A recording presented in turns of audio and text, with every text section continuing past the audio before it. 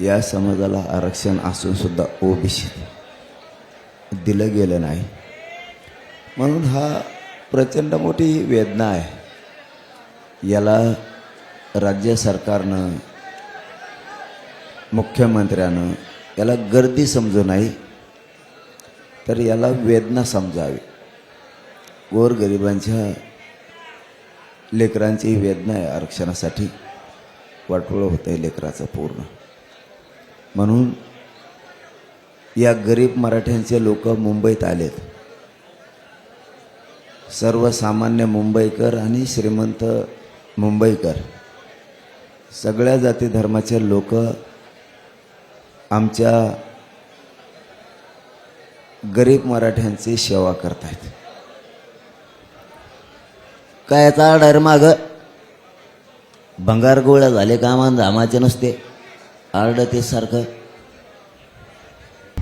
आता isakal.com आहे देशातील नंबर 1 ची मराठी न्यूज वेबसाईट. प्रत्येक अपडेटसाठी isakal.com ला नक्की भेट द्या. प्रेस म्हणलेलं सुद्धा कळत नाही तुम्हाला. गोरगरिबांच्या आयुष्याचा लेकराचा प्रश्न आहे, म्हणून मुंबईत आले सगळेजण गरीब मराठ्याची सेवा करायला. त्याला गर्दी समजू नका. इथं सांगितलं 2-4 हजार थांबा म्हणून इथं आहेत, मग बाकीचे तिकडेच थांबणार. माझी राज्यातल्या गरीब मराठ्यांना विनंती आहे, तुम्ही जे राज्यभरातून आता मुंबईकडे कूच करायला लागलात, मुंबईकडे यायला लागलात, येताना मुंबईत असणाऱ्या ग्राउंडवर आपण आपल्या गाड्या सुरक्षित पार्क लावा पार्किंगमध्ये. नंतर रेल्वेनं तुम्ही आझाद मैदानला या. ही एकदम सोपी प्रक्रिया आहे. तुम्हाला वाटत असेल आपली गाडी असून आपण रेल्वेनं कशाला जायचं. गाडी सुरक्षित राहते, तुम्ही सुरक्षित राहताय. मी सांगतोय तुम्ही एवढं लक्षात ठेवा. मैदानावरती गाडी लावा, तुम्ही वाशीला लावा, शिवडीला लावा, मस्जिद बंदरला लावा. इथं आझाद मैदानच्या आजूबाजूचे काही 29 ग्राउंड आहेत ते फुल झालेत वाटतं. त्याच्यामुळं जरी तुम्ही 20 किलोमीटर वाहनं लावले तरी काही अडचण नाही. तिथं पोलीस संरक्षण आहे, गाडीचं रक्षण बिचारे ते पोलीस बांधव करतायत.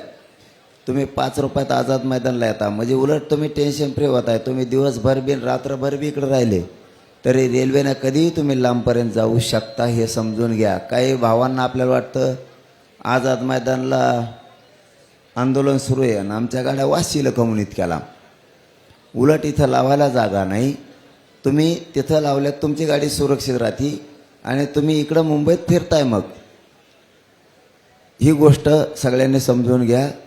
दुसरं असं, ग्रामीण भागातून जे जेवणाचे ट्रका भरून यायला लागल्यात त्यांना माझी विनंती आहे, कुठं कुठं पार्किंगला लोक थांबलेत हे आधी बघा आणि तिकडून येतानाच वाटप करत या आझाद मैदानाकडं.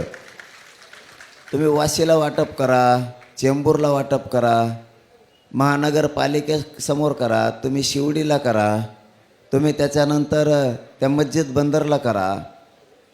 त्यानंतर तिथं बरेचसे ग्राउंड आहेत, काय BPD का काहीतरी आहे, हां BPD काहीतरी आहे ना, एक BPT, हां ते एक मोठं ग्राउंड आहे. तिकडून वाटप करत मग इकडे डायरेक्ट ट्रका भरून इकडं आणू नका, कारण इथं शिल्लक राहत आहे, तिकडचे उपाशी मरतील. त्यामुळे तिकडून वाटीत इकडं आहे. ही दुसरी गोष्ट सांगितली.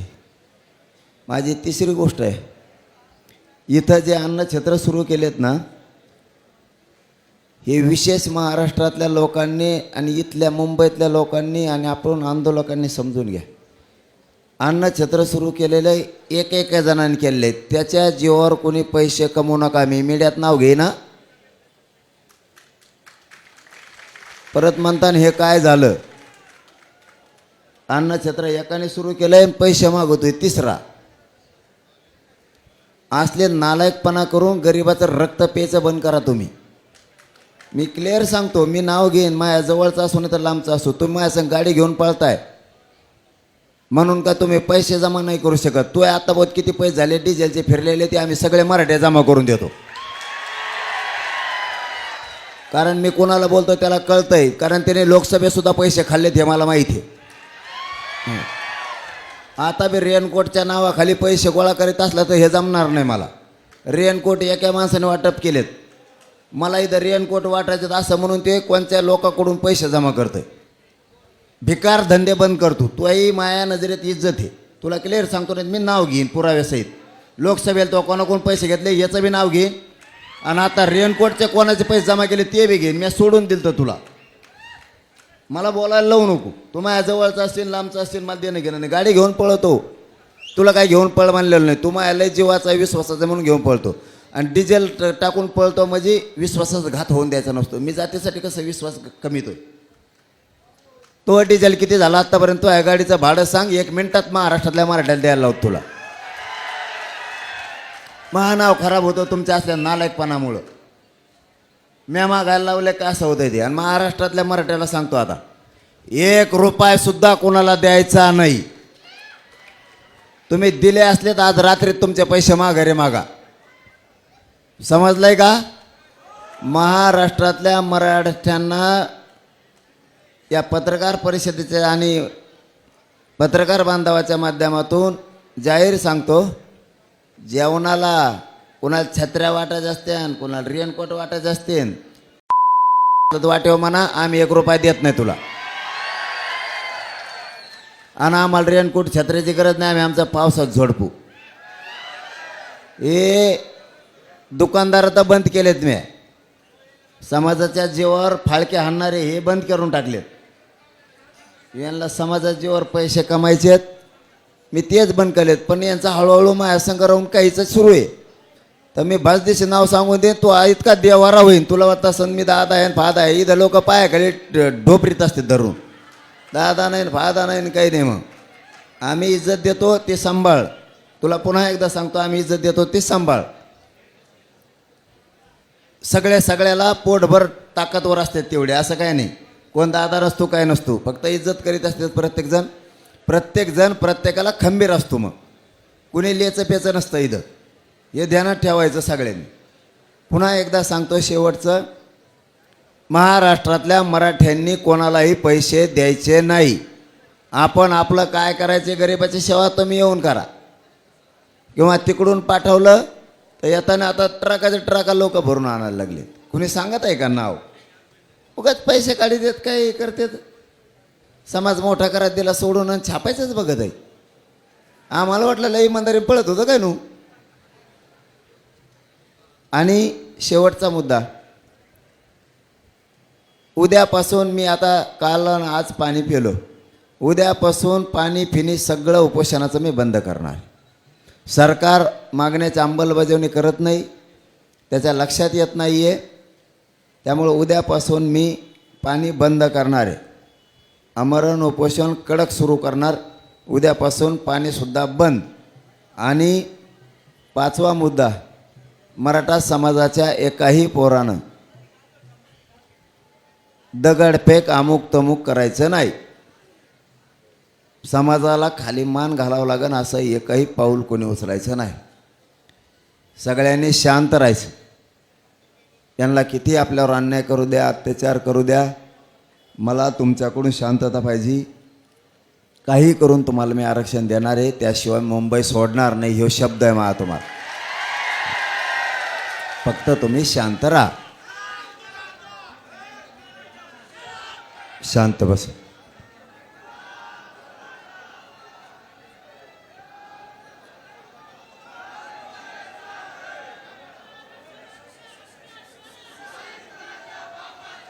आता तुम्ही म्हणताय म्हणून आम्हाला माहीत झालं नाही, तर आम्हाला माहीत नाही. काल जर मुख्यमंत्र्याच्या घरी बैठक झाली आणि मुख्यमंत्र्यांनी जर असे आदेश दिलेत की तातडीनं मार्ग काढा, तर मग ज्यांना सांगितले ते का काढत नाहीत? हे तुम्ही म्हणताय म्हणून आम्हाला माहीत झाले. त्यांनी जर उपसमितीला मंत्रिमंडळाच्या त्यांना जर सांगितलं की रात्रीच की तुम्ही तातडीनं हा मार्ग काढा, तर हे का काढत नाहीत? आत्ता बैठक सुरू असते, हे बैठका यांच्या हमेशा सुरू असतात. हे लई भंगार येते नुसत्या बैठका. मार्ग काढून लोकांच्या मनं जिंकायचे हे गरिबाचे, ते सोडून देते.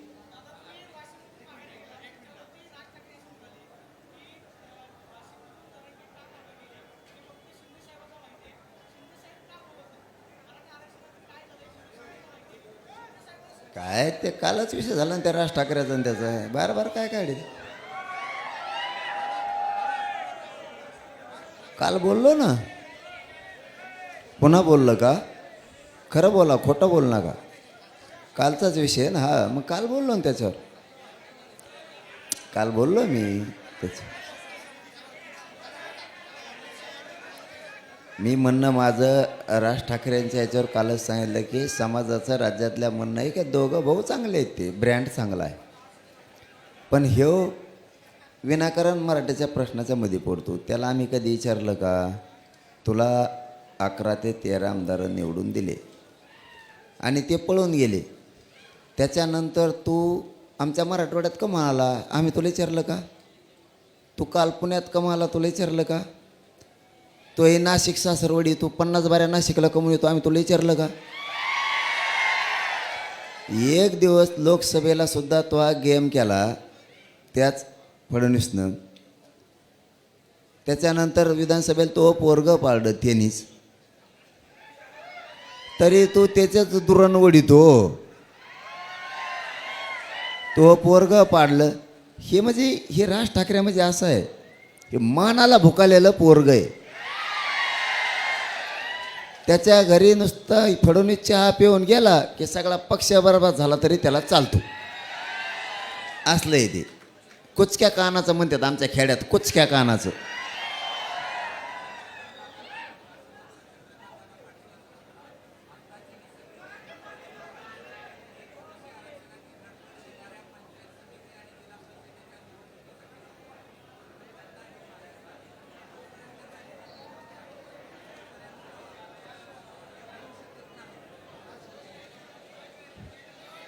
चंद्रकांत दादा पाटलाला म्हणा आम्ही मधल्या काळात तुम्ही पोरांच्या चांगले काम केल्यामुळं बोलायचं कमी केलं तर तू नीट राह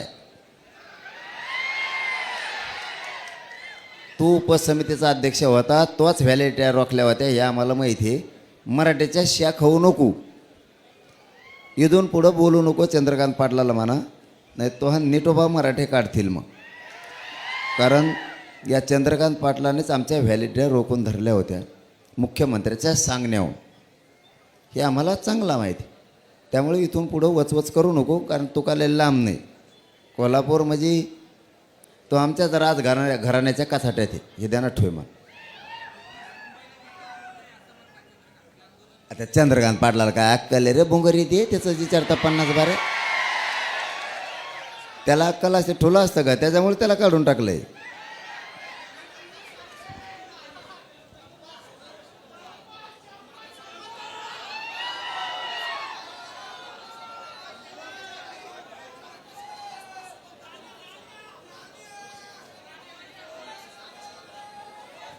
चंद्रकांत पाटील लयच लांब जायला लागला हो आता असा शब्द वापरला का त्यांनी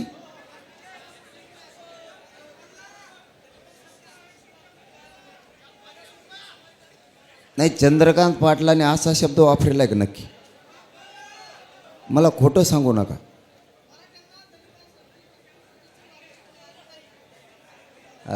असं म्हणा ना तुम्ही प्रश्न आधी उलटा विचारला होता मग त्या चंद्रकांत पाटलाचा आत्ता नेटोबा केला असता मी लगेच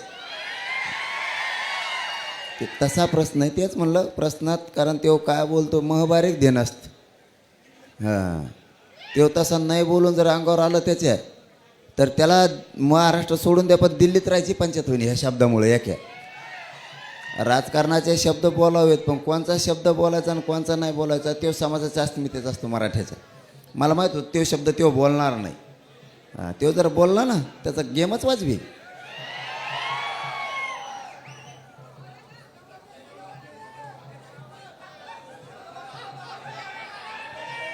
थांबा रे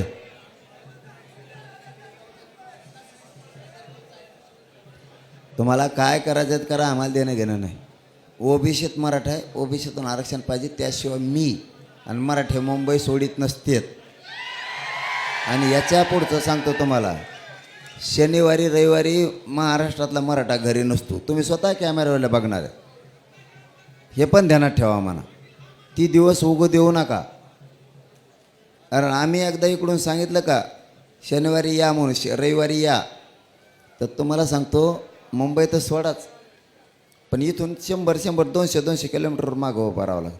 आणि आपण जे बोलतो ते करतो. तुम्ही फक्त पुढच्या शनिवारी रविवारी बघा.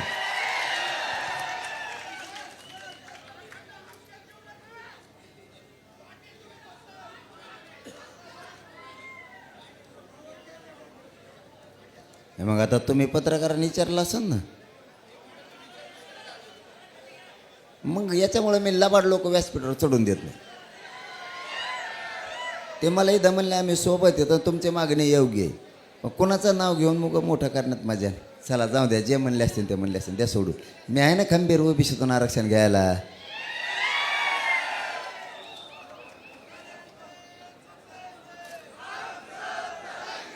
थांबा रे, कोण म्हणलं? कोण? चिचुंद्री. चिचुंद्रीचे का पाय मोजले का तुम्ही? तिला 4 पाय आहेत का किती आहेत मिळत लागत नाहीत की चिकाट पळत दिली. आणि चिचुंद्री लाल असते, लाल. ऊन पडलं तरी लाल, हिवाळा असला तरी लाल, आणि पावसाळा असला तरी लाल. आणि काय म्हणती हे सुद्धा कळत नाही चिचुंद्री. नुसती आरडत चलती, नुसती आरडत चलती. त्यामुळे ते त्याचा दोषच नाही. आता एकदा आंदोलन संपू द्या.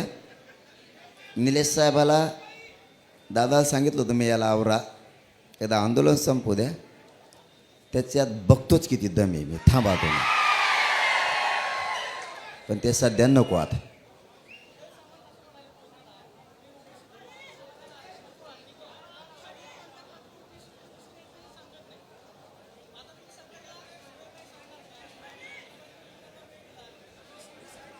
हे लोक ना, राजकारणी लोक नासके असतात. सगळ्यात महत्त्वाचं समजून घ्या तुम्ही. हे मंत्री आमदार हे नासके असतात. यांना किती समजून सांगितलं तरी ते तुमच्या समोरच बोलणार.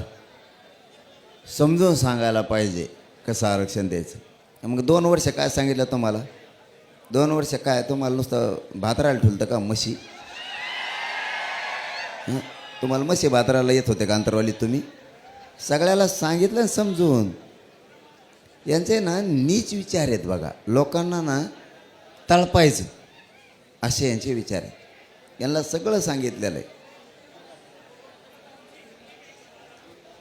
नको बाबा, चलो धन्यवाद. मग तोंड कोरडं पडायला लागलं आता बस.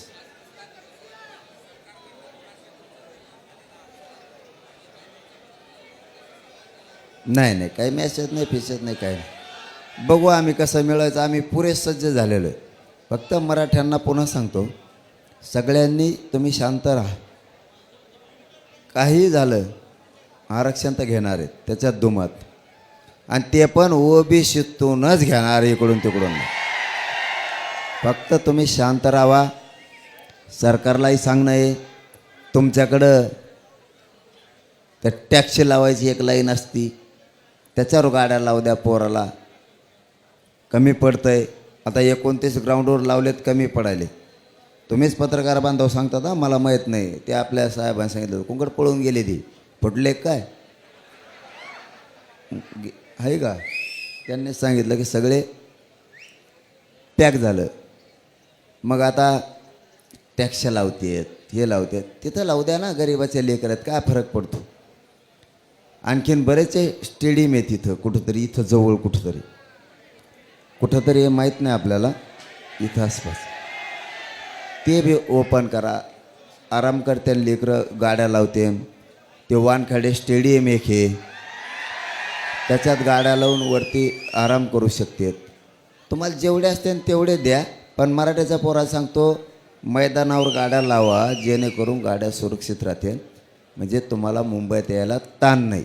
गाडी सकट मुंबईला येणं. तुम्ही जरी भिजले तरी तुम्ही रेल्वेनं जाऊन गाडीत झोपू शकता, कपडे बदलू शकता, जेवू शकता. दोन्ही इथंच म्हणल्यावर लावायला जागा नाही. त्यामुळं हे पण सगळ्यांनी समजून घ्या. मराठा समाजाने शांत राहावं ही माझी पुन्हा विनंती आहे. आपल्या समाजाची मान खाली जाऊ नये. धन्यवाद. बस धन्यवाद. आता अरे मग तोंड कोरडं. अरे मला नाही बोलता येत हिंदी.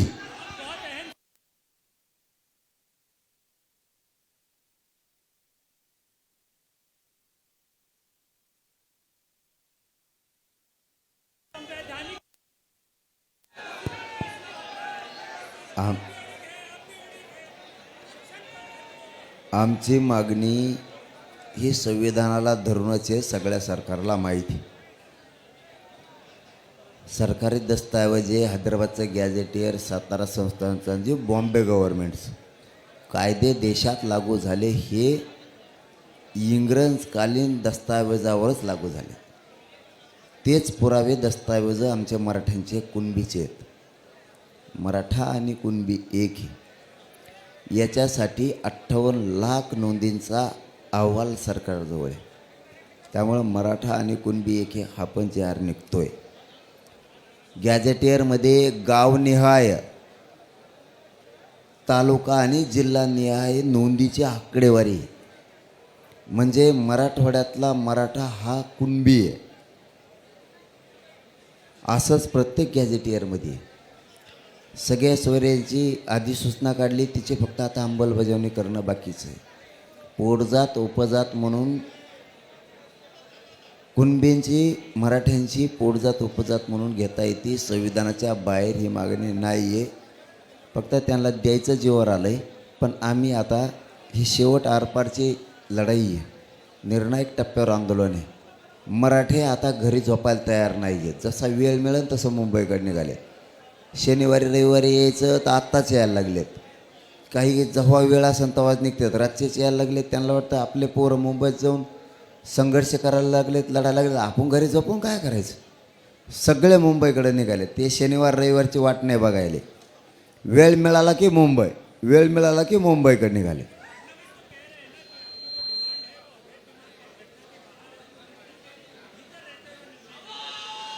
नाही मग आमची जर देवेंद्र फडणवीसांचं असं म्हणणं आहे की आमची मागणी अवैध आहे, तर मग 180 जाती घातल्या होत्या आधी. मग 350-400 जाती ओबीसी आरक्षणात पोट जाती उपजाती मग घातल्या, त्यासुद्धा अवैधच असायला पाहिजेत.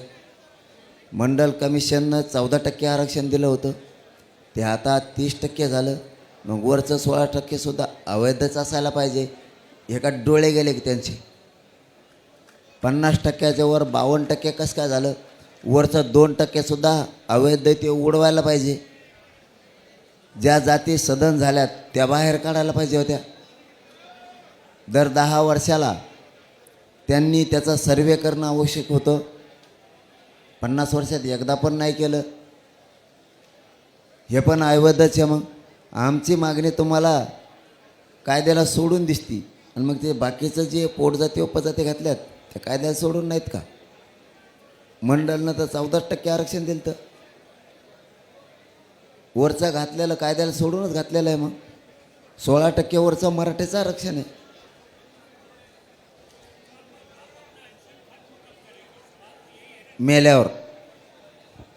मेल्यावर खत्म करेंगे.